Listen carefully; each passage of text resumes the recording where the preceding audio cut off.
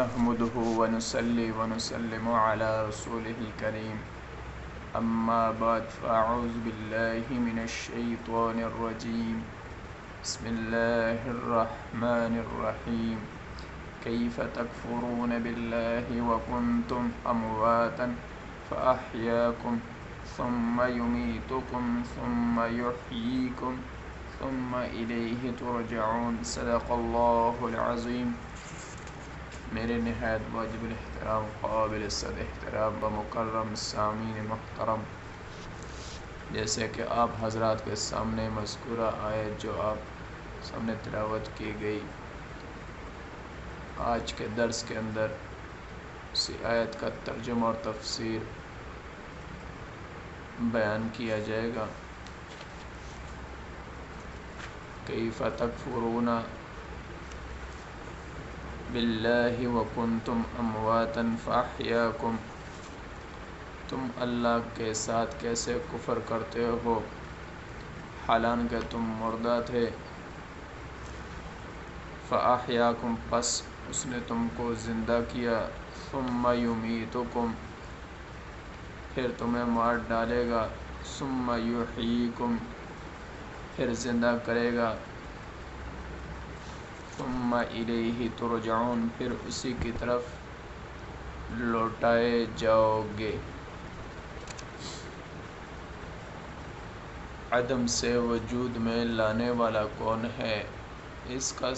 اس بات کا ثبوت دیتے ہوئے کہ اللہ تعالی موجود ہے، وہ قدرتوں والا ہے، وہی پیدا کرنے اختیار والا ہے۔ اس آیت میں فرمایا تم اللہ تعالیٰ کے وجود کا کیسے انکار کر سکتے ہو یا اس کے ساتھ کسی دوسرے کی عبادت کر سکتے ہو جبکہ تم کو عدم سے وجود میں لانے والا وہی ایک ہے۔ جیسے اور جگہ فرمایا کہ یہ بغیر کسی چیز کے پیدا کیے گئے، یا یہ خود پیدا کرنے والے ہیں، یا انہوں نے زمین و آسمان بھی پیدا کیا ہے، ہرگز نہیں بلکہ یہ بے یقین لوگ ہیں۔ اور ایک اور جگہ ارشاد ہوتا ہے هل أتى على الإنسان حين من الدهر، یقیناً انسان پر وہ زمانہ بھی آیا کہ جس وقت یہ قابل ذکر چیز ہی نہ تھا۔ اور بھی اسی طرح کی بہت سی آیات ہیں۔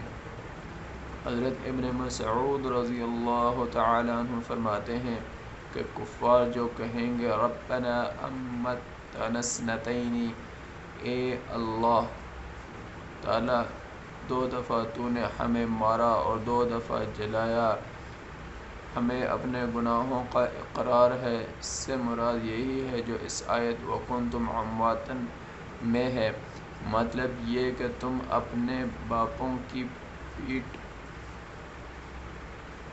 میں مردہ تھے، یعنی کچھ بھی نہ تھے، اس نے تمہیں زندہ کیا، پھر تمہیں مار ڈالے گا، یعنی موت ایک دن ضرور آئے گی، پھر وہ تمہیں قبروں سے اٹھائے گا۔ پس ایک حالت مردہ پن کی دنیا میں آنے سے پہلے، پھر دوسری دنیا میں مرنے کی اور قبروں کی طرف جانے کی، پھر روز قیامت میں اٹھ کھڑے ہونے کی 2 زندگیاں اور 2 موتیں۔ ابو صالح رحمۃ اللہ علیہ فرماتے ہیں کہ قبر میں انسان کو زندہ کر دیا جاتا ہے۔ عبد الرحمن بن زید رحمۃ اللہ علیہ کا بیان ہے کہ حضرت آدم علیہ السلام کی پیٹ میں انہیں پیدا کیا، پھر ان سے عہد و پیمان لے کر بے جان کر دیا، پھر ماں کے پیٹ میں انہیں پیدا کیا، پھر دنیاوی موت ان پر آئی، پھر قیامت والے دن انہیں زندہ کرے گا۔ لیکن یہ قول غریب ہے، پہلا قول ہی ٹھیک ہے۔ ابن مسعود رضی اللہ تعالی عنہ، ابن عباس رضی اللہ تعالی عنہ اور تابعین رحمہ اللہ کی ایک جماعت کا بھی یہی قول ہے۔